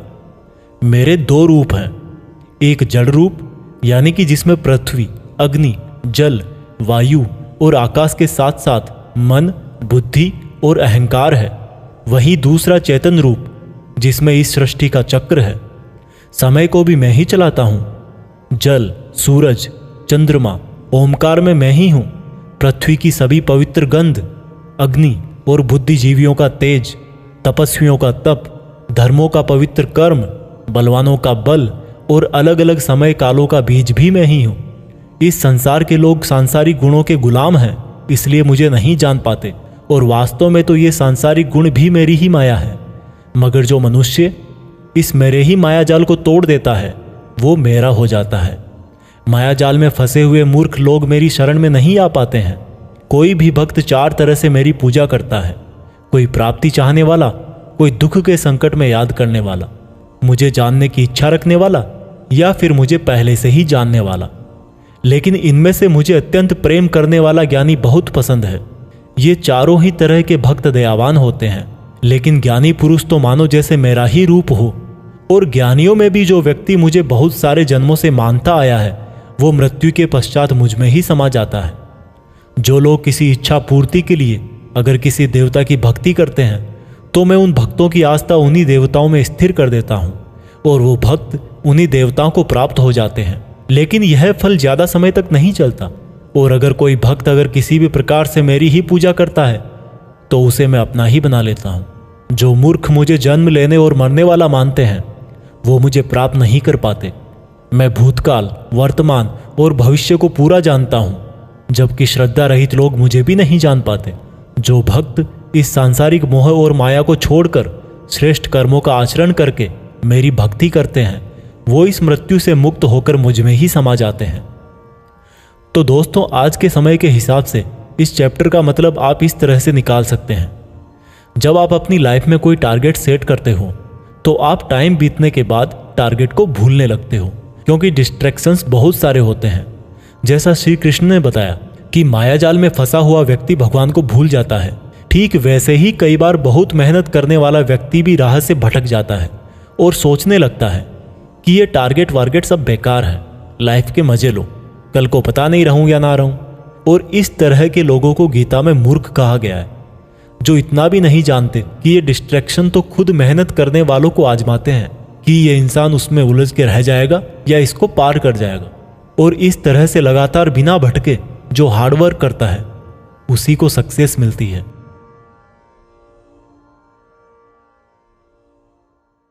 भागवत गीता अध्याय 8 भगवान की प्राप्ति। भागवत गीता के 8वें चैप्टर में आप जानेंगे कि भगवान क्या है और उनको कैसे प्राप्त किया जा सकता है, देवता कौन है, ये संसार कैसे चलता है और क्यों हमें आज से ही हार्ड वर्क में लगना चाहिए। अर्जुन बोले, हे कृष्ण, ये परम ब्रह्म क्या है, आध्यात्म क्या है, कर्म क्या है, ये संसार क्या है और ये देवता कौन है, इस संसार का फैसला कौन करता है और कोई योगी आपको कैसे पहचानता है। श्री कृष्ण बोले, ब्रह्म परम अक्षर है, आध्यात्म जीवों का स्वरूप है, कर्म भूतकाल का एक ऐसा त्याग है जिससे वर्तमान में परिणाम उत्पन्न होते हैं, हमेशा उत्पन्न और अंत होने वाले का नाम संसार है, जिनको शास्त्रों में परम पुरुष बताया गया है वही देवता है, इस संसार का फैसला करने वाला मैं ही हूँ। और जो भी पुरुष अपने अंतकाल में जिस जिस भाव को याद करता हुआ और अपने ध्यान को भ्रकुटी में केंद्रित करके शरीर छोड़ता है तो वह उसी भाव को प्राप्त होता है। इसलिए मेरा स्मरण करने वाले सदैव मेरे पास ही आते हैं। इसलिए अर्जुन, तू भी मुझ में ही ध्यान रख के युद्ध कर, जिससे कि तू मुझे ही प्राप्त होगा। जो लोग हमेशा मुझे याद करते हैं वह बहुत आसानी से मेरे पास आ जाते हैं, और जो मेरे पास आ जाता है उसके दुख और मृत्यु चक्र समाप्त हो जाते हैं। ब्रह्मा का एक दिन 1000 युगों का होता है और एक रात भी 1000 युगों की होती है। ब्रह्मा के दिन की सुबह में ही संपूर्ण संसार का निर्माण होता है और रात के आरंभ में ही वह संसार फिर से ब्रह्मा में समा जाता है, और हर दिन ऐसा ही चक्र चलता रहता है। लेकिन जो मेरे भक्त होते हैं वो जल्दी ही इस चक्र से मुक्त हो जाते हैं। अर्जुन, अब मैं तुम्हें वह 2 रास्ते बताऊंगा जिनसे होते हुए ही लोग या तो परम गति को प्राप्त होते हैं या फिर इस संसार में वापस आते हैं। जब सूर्य का प्रकाश रहता है, शुक्ल पक्ष होता है और सूर्य उत्तरायण में होता है, तब शरीर छोड़ने वाले कर्मयोगी मेरे पास हमेशा के लिए आ जाते हैं। जब रात्रि होती है, कृष्ण पक्ष होता है और सूर्य दक्षिणायन में होता है, उस वक्त पर कर्मयोगी शरीर त्याग कर परलोक में बहुत समय तक तरह तरह के आनंद सुख भोग करके वापस जन्म लेते हैं।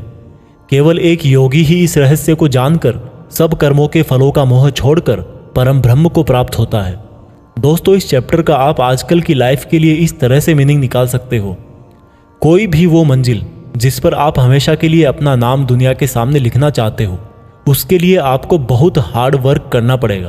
क्योंकि जैसा श्री कृष्ण ने बताया कि ये संसार का चक्र बहुत बड़ा है और लोग आते रहते हैं और लोग जाते रहते हैं, लेकिन जिन लोगों को अपनी लाइफ में कुछ ऐसा करना है जिसकी वजह से उनका नाम हमेशा के लिए दुनिया में हो जाए, उन लोगों को ज्ञान योगी और कर्मयोगी बनना पड़ेगा। ब्रह्मा का जो एक दिन है उसका मतलब है कि ये यूनिवर्स बहुत पहले से है और बहुत आगे तक चलेगा, और इंसान की लाइफ उस यूनिवर्स के सामने बहुत बहुत छोटी है। इसलिए ऐसा ना हो कि आप लाइफ में सिर्फ सपने सजो के बैठ जाओ और ब्रह्मा जी की शाम हो जाए। भागवत गीता अध्याय 9 अत्यंत गुप्त ज्ञान। भागवत गीता के 9th चैप्टर में हम जानेंगे कि जब हम अलग अलग देवताओं की पूजा करते हैं तो उससे क्या होता है। इसी को हम प्रैक्टिकल लाइफ में लाकर भी जानेंगे। श्री कृष्ण बोले कि हे अर्जुन, अब मैं तुझे बहुत ही गुप्त और बड़ा ज्ञान देने वाला हूँ। वह मनुष्य जो मुझ में श्रद्धा नहीं रखते, वह इस संसार में बार बार दुख भोगने के लिए आते रहते हैं और जाते रहते हैं। मैं ही इस संसार को बार बार बनाता हूँ और मिटाता हूँ। मैं ही मनुष्यों को उनके कर्मों के अनुसार फल देता हूँ, पुनर्जन्म देता हूँ। लेकिन मुझे मेरे काम का बिल्कुल भी मोह और अहंकार नहीं है। मैं यह कर्म करते हुए भी इस कर्म के बंधन में नहीं बंधता। सब कुछ करके भी मैं नहीं मानता कि मैं कुछ करता हूँ। मेरी माया जाल में फंसने वाले और मुझे नहीं समझने वाले मूर्ख लोग और बेकार की आशा और बेकार काम करने वाले लोग हमेशा इसी संसार में फंसे रह जाते हैं। जो वेदों को पढ़ के स्वर्ग प्राप्ति के लिए मेरी पूजा करते हैं, वे लोग इंद्र के स्वर्ग का आनंद भोगते हैं, लेकिन उनके स्वर्ग के सुख तब तक ही चलते हैं जब तक उनके मानव जीवन के पुण्य खत्म नहीं हो जाते। और जब उनके पुण्य खत्म हो जाते हैं उनको वापस इसी पृथ्वी पर जन्म लेने आना पड़ता है। किंतु जो मुझ में मतलब परमेश्वर को ही सब कुछ मानकर अपने कर्म फल को त्याग कर निरंतर प्रेम करते हैं, मैं उनकी ना केवल सभी आवश्यकताएं पूरी करता हूँ बल्कि उन्हें सदा के लिए मेरी शरण में भी लेता हूँ। देवताओं को पूजने वाले देवताओं के पास, पितरों को पूजने वाले पितरों के पास, राक्षसों को पूजने वाले राक्षसों के पास और मुझे मानने वाले सदा मेरे पास ही आते हैं। देवताओं, पितरों और भूतों को पूजने वालों का ज्ञान सीमित होता है और उनको फिर से इस मृत्युलोक में आना पड़ता है। इसलिए अर्जुन, तू भी अगर कुछ खाए, दान करे, तप करे और कर्म करे तो मुझ में ही अर्पण करके करना। इस प्रकार से तू मुझको ही प्राप्त हो जाएगा। मेरे लिए प्रिय और अप्रिय सब बराबर हैं। यहाँ तक कि अगर कोई बहुत ही दुराचारी हो, चाहे स्त्री पुरुष हो, चाहे राजा या भिखारी भी हो, तो वह भी मुझ में आसक्त होकर इस भवसागर से तर जाता है। इसलिए अगर तू भी मुझ में समर्पित रहेगा तो मुझे ही प्राप्त करेगा।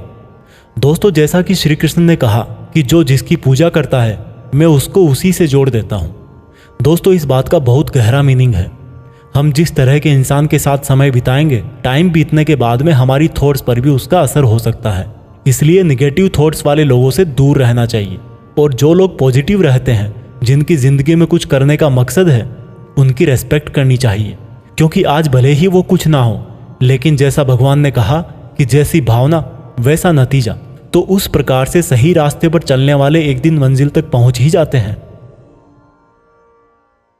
भागवत गीता अध्याय 10, भगवान की महिमा। भागवत गीता के 10वें चैप्टर में आप भगवान के द्वारा यह जानेंगे कि क्या भगवान का कोई रूप है, भगवान कहाँ कहाँ किस किस रूप में रहते हैं। वैसे तो आपने बहुत बार सुना है कि भगवान ऐसे हैं, भगवान वैसे हैं, यहाँ है, वहाँ है, हर जगह है, पर इसको हम ज़रा बारीकी से जानेंगे और मैं आपको यह भी बताऊंगा कि क्या इंसान के लिए भगवान को पूरा जानना संभव है। श्री कृष्ण बोले, अर्जुन, तू मेरा सच्चा मित्र है और मुझसे प्रेम करता है, इसलिए अब मैं तुझे मेरे बारे में बताता हूँ। मेरे जन्म को कोई नहीं जानता, लेकिन जो यह जानता है कि मैं कभी नहीं जन्म लेने वाला और कभी नहीं मरने वाला हूँ, वही सबसे बड़ा ज्ञानी है। ज्ञान और मूर्खता, सत्य और झूठ, सुख और दुख, मन और बुद्धि, रचना और नाश, कीर्ति और अपमान सहित सभी भाव वास्तव में मैं ही तो हूँ। इस संसार में जहाँ जहाँ जिसकी भी पूजा होती है वह वास्तव में मैं ही हूँ। जो लोग मुझ में मन और प्राणों को अर्पण करते हैं, उनके ज्ञान के अंधकार को मैं ही ज्ञान के उजाले से रोशन करता हूँ। इस पर अर्जुन बोले कि हे कृष्ण, आपने जो अभी तक खुद के बारे में बताया है उन सब बातों को मैंने मान लिया है, लेकिन आपकी बातें मेरा और ज़्यादा मन मोह रही है। हालांकि आप ही खुद को पूरी तरह से जानते हैं, लेकिन फिर भी मैं आपको किस तरह से मानूं और अपनी शक्तियों और महिमाओं के बारे में भी बताइए।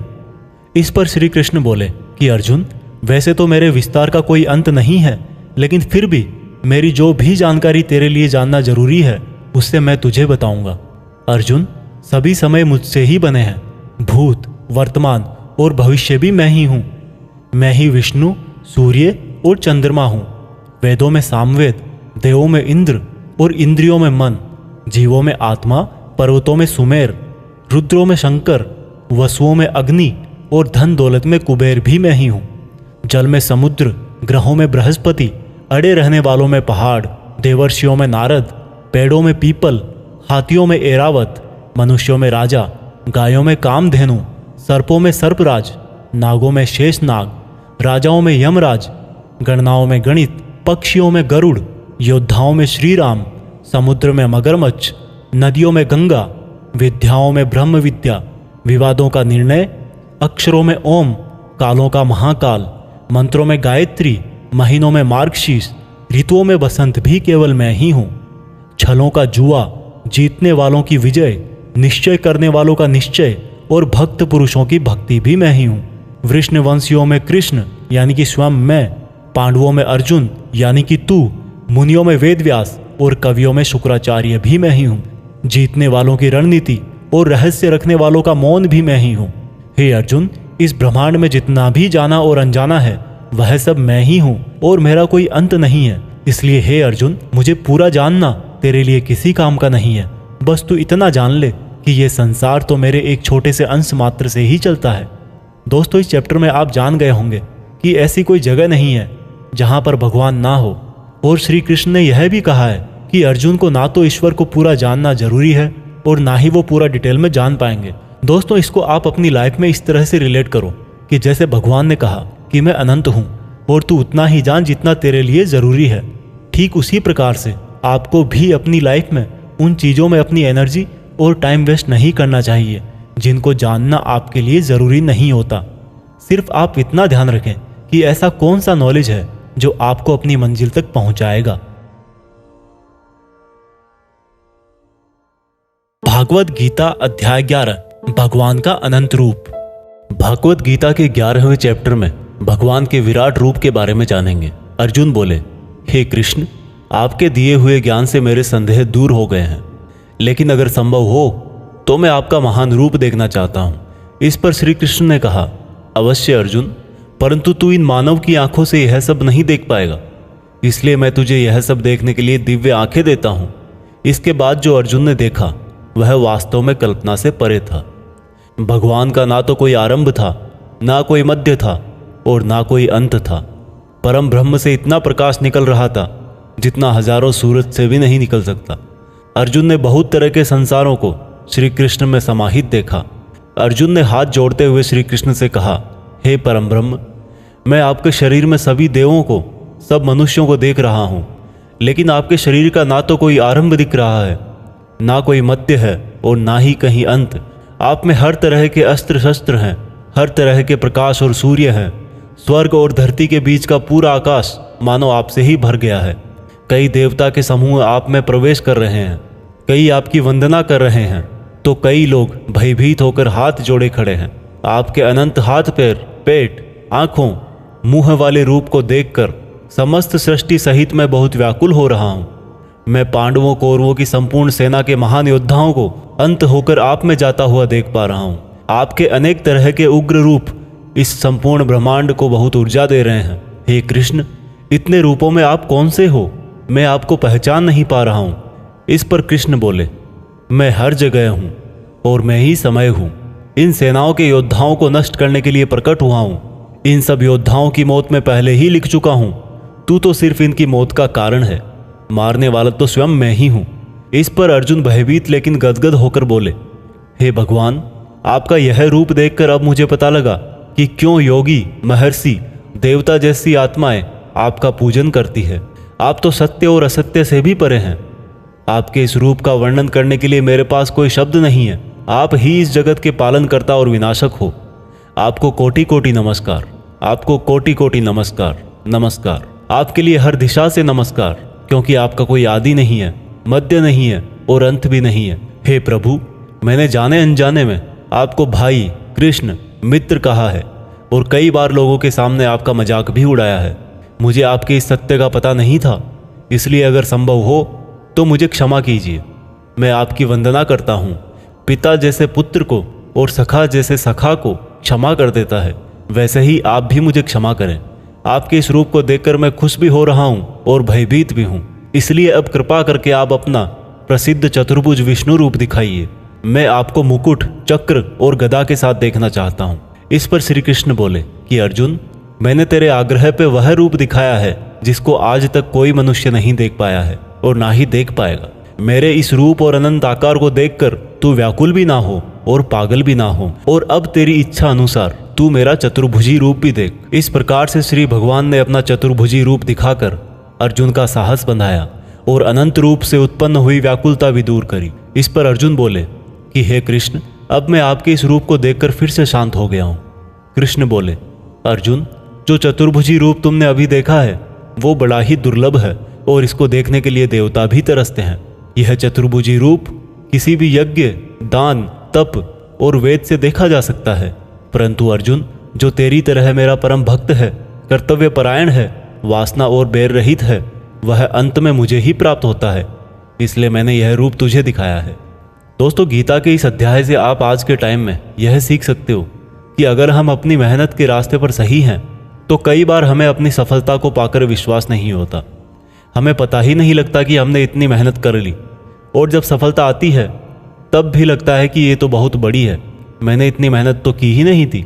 और दोस्तों यही महान लोगों का एक गुण भी है, वो मेहनत करते हैं लेकिन उनको यह भी आभास नहीं रहता कि वो कितनी मेहनत कर रहे हैं।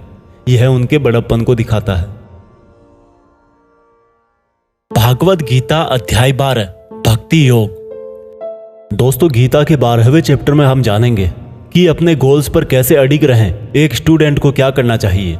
अर्जुन ने कहा कि हे भगवान, आपको क्या मानकर पूजना ज़्यादा अच्छा है, रूप या फिर निराकार। श्री कृष्ण ने कहा, जो भक्त मन को एकाग्र करके श्रद्धा से युक्त होकर मुझ सगुण रूप परमेश्वर को भजते हैं, वह मुझे योगियों में श्रेष्ठ लगते हैं। परंतु जो भक्त अपनी इंद्रियों को वश में करके मन बुद्धि से परे मेरे अविनाशी रूप पर ध्यान लगाते हैं, वह मुझे ही प्राप्त होते हैं। जो भक्त अपने कर्मों को मुझ में अर्पण करके मेरा चिंतन करते हैं, वो भी मुझे ही प्राप्त होते हैं। इसलिए तू मन को मुझ में ही लगा, और अगर तेरे लिए मन को वश में करना संभव नहीं है तो तू योग द्वारा मुझको प्राप्त करने का प्रयत्न कर। जिसके क्रोध और सभी द्वेष समाप्त हो गए हैं, वह भक्त मुझे बहुत पसंद है। अगर तू मन को रोकने के अभ्यास में भी असफल है तो तू मेरे लिए ही कर्तव्य परायण हो जा और कर्म फल का त्याग कर दे। अभ्यास से ज्ञान श्रेष्ठ है, ज्ञान से मुझ परमेश्वर का ध्यान श्रेष्ठ है, और इस ध्यान से भी श्रेष्ठ है सभी कर्मों के फल का त्याग करना, जिससे तुरंत ही शांति मिलती है। जो व्यक्ति हर तरह के सुख दुख, शस्त्र और मित्र भाव, लाभ हानि, मोह और इच्छा, हर तरह के मौसम से मुक्त है और सभी प्राणियों को बराबर देखता है, और जो अपने मन और इंद्रियों को पूरी इच्छा शक्ति से वश में किए है, वही परमानंद के लिए श्रेष्ठ है। जो निंदा और प्रशंसा को एक समान समझता है, जो किसी भी स्थान पर किसी भी भोजन के साथ रह सकता है, वह भक्त मुझे श्रेष्ठ लगता है। और उनमें भी जो निष्काम भाव से अपना कर्म और मेरी सेवा करते हैं, वह मुझे अति प्रिय है। दोस्तों इस चैप्टर में बताया गया है कि आपको अपने खुद के पुराने अनुभवों से सीखना चाहिए। एक स्टूडेंट को या एक उस इंसान को जो अपनी लाइफ में कुछ बड़ा करना चाहता है, उसको कम खाना चाहिए और हर तरह के इमोशन में सिर्फ यह सोचना चाहिए कि खुद का सपना कैसे पूरा करूं। यह भागवत गीता सार आप YouTube के जीत फिक्स चैनल पर सुन रहे हैं। भागवत गीता अध्याय 13 क्षेत्र क्षेत्रज्ञ विभाग योग। भागवत गीता के 13वें चैप्टर में हम जानेंगे कि किस तरह से हमारे एक्शन से रिजल्ट पैदा होता है। श्री कृष्ण ने कहा कि यह शरीर एक क्षेत्र की तरह है, और जो इसको जानता है उसको क्षेत्रज्ञ कहते हैं। क्षेत्र मतलब खेत। जिस तरह से खेत में जैसा बीज डालते हैं, वह उसी प्रकार का सही समय आने पर फल देता है। उसी तरह जीवन में भी जिस तरह का कर्म फल का बीज मनुष्य डालता है, वही बीज समय आने पर उसी प्रकार का फल देता है। इसीलिए इस शरीर को क्षेत्र कहा गया है। यह क्षेत्र और क्षेत्रज्ञ का ज्ञान बहुत विद्वानों द्वारा बहुत तरीके से कहा जाता है, और इस ज्ञान में 5 महाभूत यानी कि पृथ्वी, अग्नि, जल, वायु, आकाश को मिलाकर मन, बुद्धि, अहंकार और सभी इंद्रियां भी शामिल है। इसके साथ साथ इसमें सुख दुख, चेतना, शरीर, धैर्य और विकार भी सम्मिलित है। अब परम ब्रह्म को प्राप्त कराने वाला ज्ञान क्या है, यह मैं तुझे बताऊंगा। मनुष्य में कोई भी खूबी होने पर उसमें किसी तरह का घमंड नहीं होना चाहिए। किसी भी प्राणी को सताना नहीं चाहिए। दूसरों के प्रति क्षमा भाव होना चाहिए। गुरु की सेवा की जानी चाहिए। मन और वाणी में सरलता होनी चाहिए। मन और समस्त इंद्रियों पर पूरा वश होना चाहिए। किसी भी तरह के भाव में नहीं बहना चाहिए। संतान, जीवन साथी, घर और धन में मोह नहीं होना चाहिए। अच्छे और बुरे में भी मन और बुद्धि की स्थिरता होनी चाहिए। वासना वाले लोगों से दूरी होनी चाहिए। एकांतवास में मन का शुद्धिकरण करना चाहिए। मुझ परमेश्वर में पूरी तरह से समर्पण और ध्यान मग्न रहना चाहिए।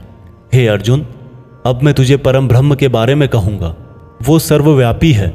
वह सब इंद्रियों के साथ भी इंद्रियों के बिना है, और वह निर्गुण होकर भी सभी गुणों के साथ है। वह सभी सजीवों और निर्जीवों में है।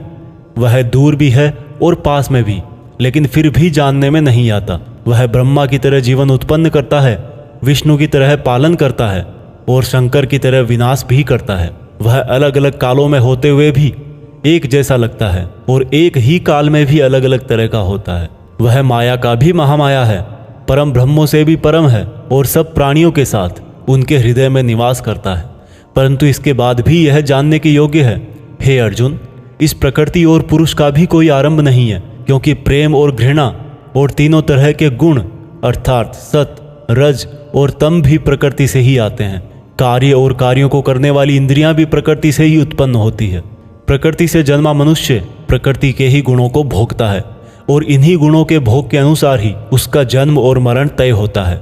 इस तरह से जो भी मनुष्य इस पुरुष और प्रकृति के ज्ञान को जानता है वह कर्म करता हुआ भी मुझे प्राप्त होता है और मुझ परमात्मा को हर मनुष्य अपने अलग अलग तरीके से पाता है। किंतु जो मंद बुद्धि होते हैं वह तो इस ज्ञान को सुनकर और मेरी प्रकृति जानकर ही मृत्यु लोक से मुक्त हो जाते हैं। जो मनुष्य सभी कर्मों को प्रकृति से ही होने वाला मानता है वह अपनी आत्मा को अकर्ता समझकर इस भवसागर से पार हो जाता है।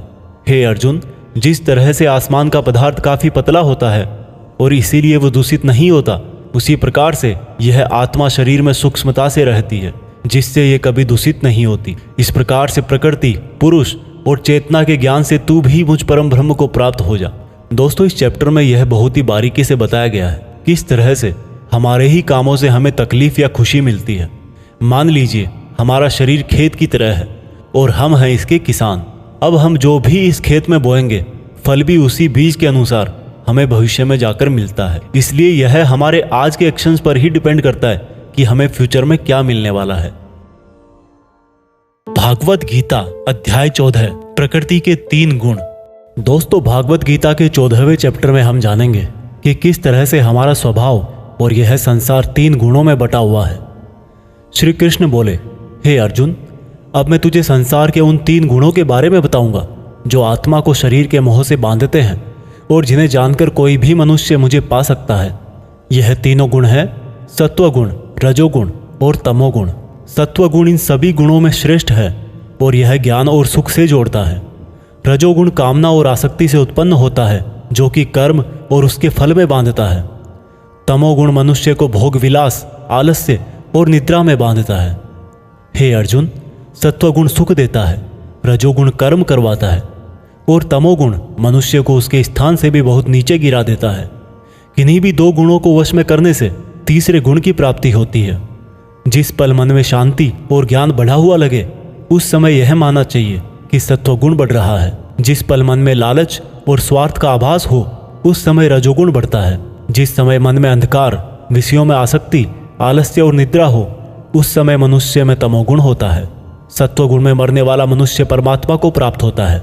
रजोगुण वाला मनुष्य फिर से जन्म लेकर मनुष्य बनता है और तमोगुण वाला प्राणी अगले जन्म में कीट पतंग बनता है।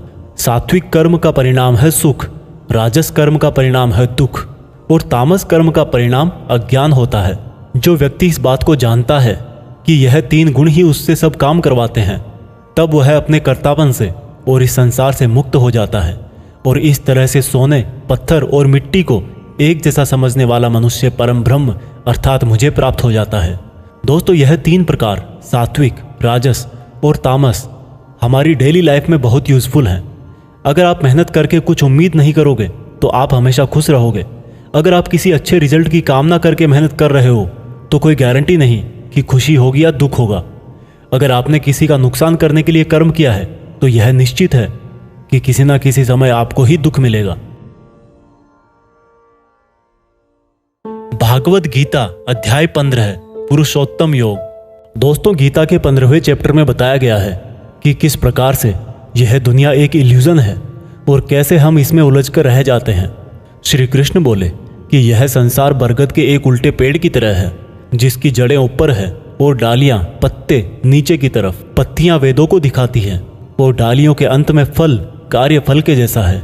इस पेड़ की जितनी भी शाखाएं हैं वो 3 तरह के गुण यानी कि सत्व, रज और तम से ही बनी है। इसकी जड़ों में स्वयं परमात्मा विराजमान है। इस पेड़ की शाखाओं के अंत में नई कोंपले मनुष्य की इच्छाओं को दिखाती है। यह पेड़ हर दिशा में इस तरह से बढ़ा रहता है कि ज्ञान के अभाव में मनुष्य इसमें उलझकर ही रह जाता है और जो इस पेड़ के रहस्य को जान लेता है वह परम ब्रह्म को प्राप्त हो जाता है। इसलिए इस माया वाले जीवन रूपी बरगद के पेड़ को ज्ञान की कुल्हाड़ी से काटकर उचित योग का पालन करके उस परम ब्रह्म को ढूंढना चाहिए और जिसका मान, मोह, सम्मान, अपमान सभी नष्ट हो गए हैं और बुद्धि स्थिर हो गई है वह पुरुष इससे मुक्ति पा सकता है। और मुक्ति पाकर जिस परम पद को वे पुरुष प्राप्त होते हैं उसको कोई भी सूरज रोशन नहीं कर सकता क्योंकि वह मेरा परम धाम है। हे अर्जुन, इस मानव शरीर में आत्मा मेरा ही अंश है और यह आत्मा ही मृत्यु के बाद दूसरे शरीर में चली जाती है। यह शरीर कान, आँख, त्वचा, जीभ, नाक और मन से ही इन इंद्रियों का और वासनाओं का सेवन करता है, और यह केवल ज्ञानी जन ही जानते हैं। इस संसार में शरीर नाशवान है और आत्मा अविनाशी है, और इन सब में सबसे श्रेष्ठ है परमात्मा, जो कि सब लोगों का पालन पोषण करता है। इसलिए मैं ही पुरुषोत्तम हूँ। दोस्तों, इस चैप्टर में हमने देखा कि हम जिंदगी में बहुत बार उस चीज़ के पीछे भागते हैं जिसको हासिल करके भी हमारी इच्छा खत्म नहीं होती। हम जितनी इच्छाएं पूरी करते हैं उतनी ही और बढ़ जाती हैं। इसलिए उस इंसान को जिसको लाइफ में कुछ बड़ा करना है, उसको अपने डिटर्मिनेशन से उन इच्छाओं के जाल को काट देना है।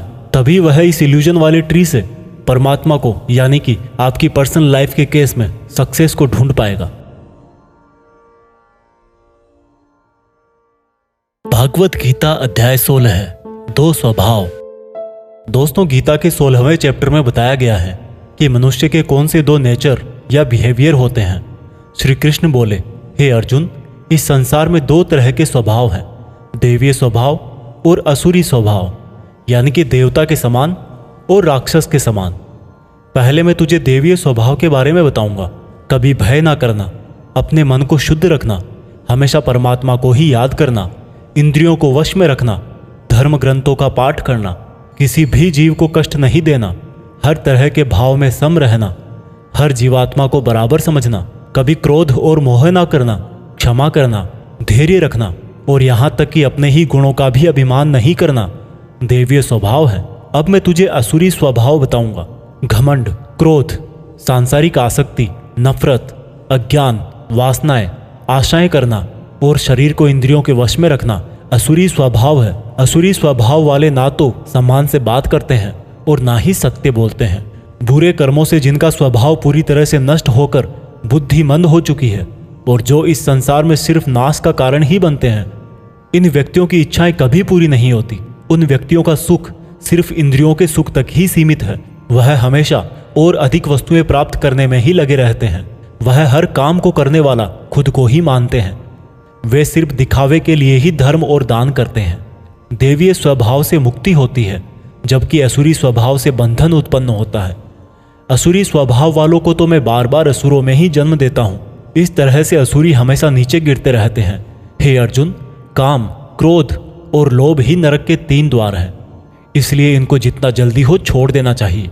जो भी मनुष्य इन तीनों नरक के द्वारों को छोड़ देता है वह तो फिर मेरे ही आश्रय में आता है। इसलिए हे अर्जुन, तू शास्त्रों सहित इस देवीय स्वभाव को प्राप्त करके आगे बढ़ता जा। दोस्तों, इस चैप्टर का मीनिंग तो आपको आसानी से समझ में आ ही गया होगा। आखिर में जो 3 नेगेटिव फैक्टर्स बताए गए हैं, वासनाएं, गुस्सा और लोभ, यह सबसे बड़े दुश्मन है। इनसे जरा बच के रहना।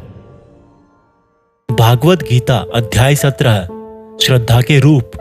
दोस्तों, गीता के 17वें अध्याय में आप जानेंगे कि कर्मों को, भोजन को, यज्ञ को, तप को, ज्ञान वगैरह को कौन से 3 भागों में बांटा गया है। अर्जुन बोले, हे कृष्ण, जो मनुष्य शास्त्रों को छोड़कर देवों की पूजा करते हैं वो क्या है, सात्विक, राजस या तामस? कृष्ण बोले, हे अर्जुन, जो व्यक्ति देवों को पूजते समय जिस तरह का विचार रखते हैं वे उसके हिसाब से ही सात्विक, राजस या तामस बनते हैं। सात्विक लोग देवताओं को पूजते हैं, राजस यक्ष और राक्षसों को, और तामस प्रेतों को। जो मनुष्य शास्त्रों से दूर रह के भी मन से कठिन निर्णय लेता है और कर्म करता है और कर्म को ही तप मान करके करता है, वह भी इस संसार से मुक्त है। जिस तरह से भोजन भी सात्विक, राजस और तामस होता है, उसी तरह से यज्ञ, तप और दान भी 3-3 प्रकार के होते हैं। फलों से किया गया भोजन सात्विक होता है। राजस भोजन स्वाद में तीखे, जैसे कि मीठे, खट्टे, बहुत गर्म आदि होते हैं, और तामस भोजन में जैसे दुर्गंध वाले, बिना रस के, अधपके, अपवित्र आदि हैं। इस तरह यज्ञों में शास्त्र विधि से नियत और फल की इच्छा रहित किया गया यज्ञ सात्विक है। केवल फल प्राप्ति को ध्यान में रखकर किया गया यज्ञ राजस यज्ञ है। शास्त्रों के विरुद्ध, दान रहित और श्रद्धा रहित किया गया यज्ञ तामस यज्ञ है। इसी तरह से तपों में ऐसा तप जो फलों की इच्छा से रहित हो, सात्विक तप कहलाता है। किसी वस्तु की प्राप्ति के लिए किया गया यज्ञ राजस तप कहलाता है, और किसी की हानि करने के लिए किया गया तप तामस तप कहलाता है। इस प्रकार से दान में बिना खुद को श्रेय दिए जिसको जो आवश्यकता हो वह दान कर दिया जाए और यह समझा जाए कि दान ही कर्तव्य है, वह दान सात्विक दान कहलाता है। जैसे कि भूखे को खाना खिलाना, वस्त्रहीन को वस्त्र पहनाना, अकाल क्षेत्र में अन्न दान करना। जो दान उसके फलों को दृष्टि में रखकर खुद का मान बढ़ाने के लिए, स्वर्ग की प्राप्ति के लिए और दान के बदले में वापस प्रत्युपकार की चाह में दिया गया हो, वह राजस दान कहलाता है। जो दान बिना सम्मान के किसी को अपमान करके बलपूर्वक दिया जाता है या किसी अयोग्य को दिया जाता है तो उसको तामस दान कहते हैं।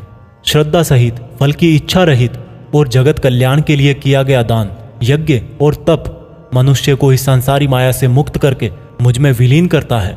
दोस्तों, इस चैप्टर में आपने सुना कि हर कर्म के 3 प्रकार होते हैं और इन कर्मों को करते टाइम आपके मन में जैसी भावना या जैसा मकसद होता है उसी तरह से आपको फल मिलता है।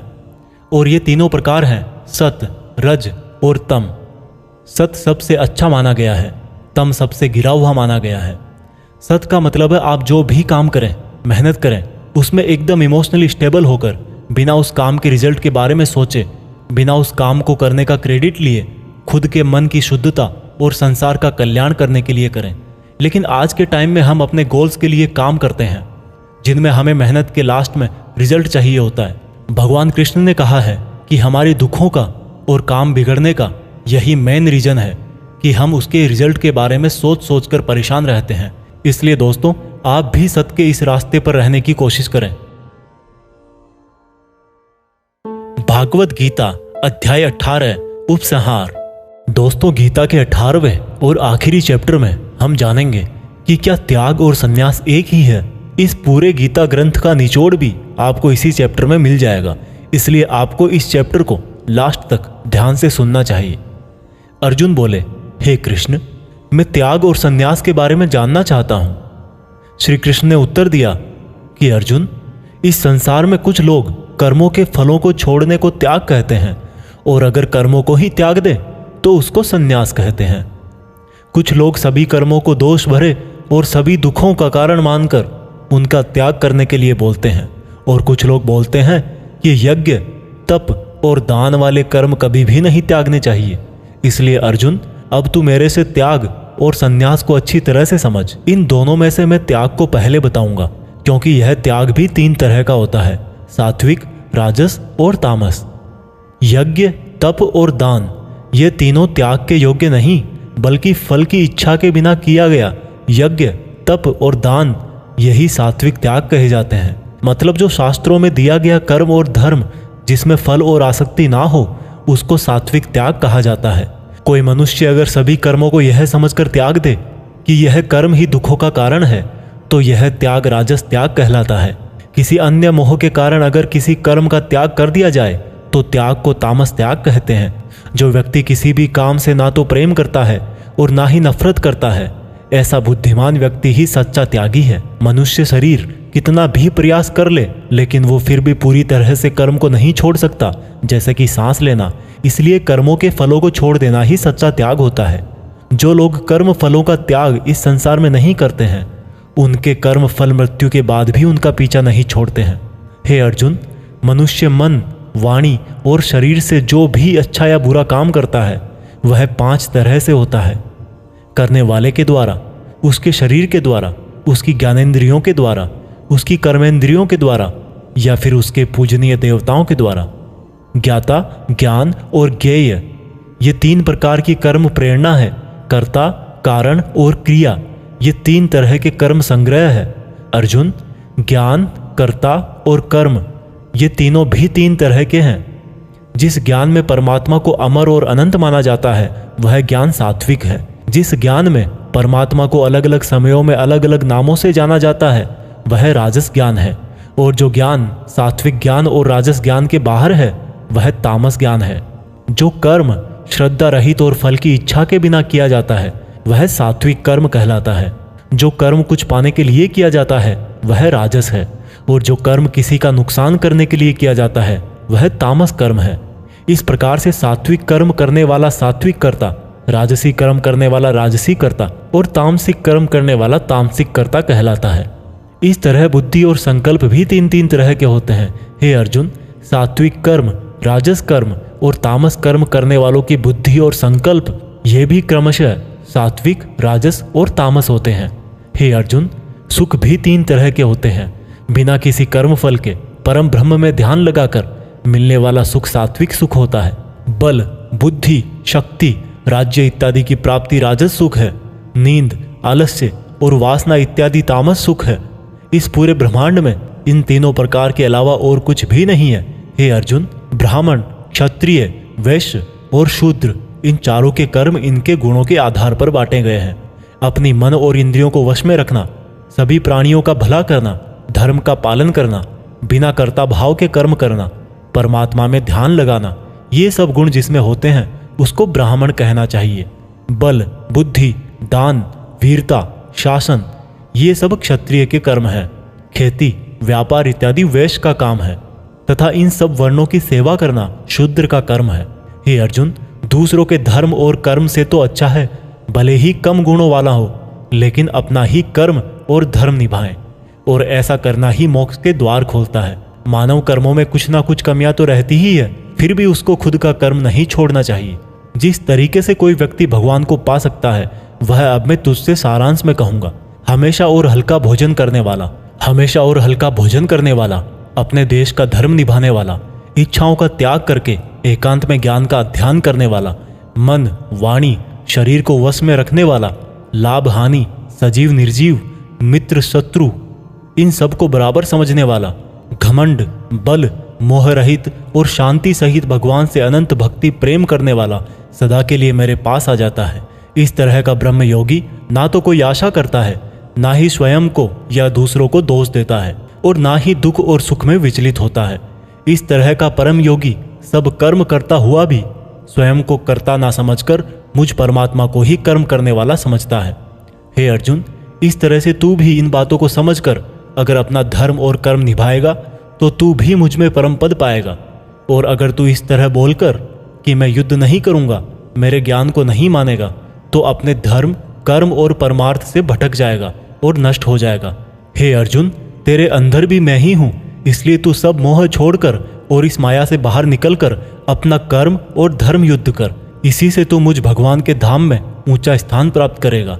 अर्जुन, मैंने पूरे रहस्यमयी और गोपनीय ज्ञान तुझे अच्छी तरह से बता दिए हैं, फिर भी तू अब जो समझकर करना चाहे वैसा करना। लेकिन अर्जुन, तू मुझे बहुत ही प्रिय है, इसलिए मेरा ही भक्त बन और मुझे ही सदा प्रणाम कर। मैं प्रतिज्ञा करता हूँ कि ऐसा करने से तू मेरे ही पास आएगा। फिर भी यदि तुझे ऐसा लग रहा है कि तू पाप करने जा रहा है, तो जब तू मेरी ही शरण में आ जाएगा तो मैं तेरे पूरे पापों को माफ कर दूंगा। इसलिए तू दुखी मत हो। और अर्जुन, तू इस दिव्य ज्ञान को उस व्यक्ति से मत कहना जो इसको सुनना नहीं चाहता, या भक्ति और कर्म नहीं करना चाहता, या परमात्मा में दोष निकालता हो। परंतु तू जिस भी मेरे भक्त को मेरा प्रिय समझकर यह ज्ञान कहेगा, वह भक्त इस संसार में मेरा सबसे प्रिय भक्त होगा। इस गीता ज्ञान को समझना ही वास्तविक ज्ञान यज्ञ है, और इस ज्ञान यज्ञ से भी कोई भक्त मुझे प्राप्त कर सकता है। हे अर्जुन, अब मुझे यह बता, क्या तेरा अज्ञान मिट गया है? अर्जुन उठकर बोले, हे परम ब्रह्म श्री कृष्ण, मैंने आपका संपूर्ण ज्ञान अपनी बुद्धि में बिठा लिया है और अब मैं स्थिर हूँ, और जैसा आपने मार्गदर्शन किया है मैं ठीक उसी प्रकार से अपने कर्तव्य और धर्म का पालन करूँगा। दोस्तों, चाहे कितनी भी मुश्किलें आए, जो इंसान खुद भगवान कृष्ण की इन बताई गई बातों को फॉलो करता है, उनको अपने जीवन में उतारता है, उसकी ना केवल पूरी प्रॉब्लम सॉल्व हो जाती है, बल्कि उसे जीने का, अपने सपनों को हासिल करने का तरीका भी पता लग जाता है। कुछ लोग ये भी बोलते हैं कि गीता ज्ञान सिर्फ हिंदू धर्मों का ग्रंथ है, जबकि भगवान ने खुद कहा है कि व्यक्ति जाति और धर्म से नहीं, गुणों से ब्राह्मण होता है, और इस भागवत गीता पर सभी मनुष्यों का बराबर हक है। आज की ये दुनिया कर्म भूमि है। कर्म और मेहनत का सिद्धांत सबके लिए एक होता है। इसलिए आप सब लोग इस गीता ज्ञान को बार बार सुने, हर एज के पुरुष और महिलाओं को सुनाएं, ताकि आप अपनी कर्म स्थल के अर्जुन बनकर अपने जीवन का लक्ष्य हासिल कर सको। जय श्री कृष्णा। जय हिंद। वंदे मातरम।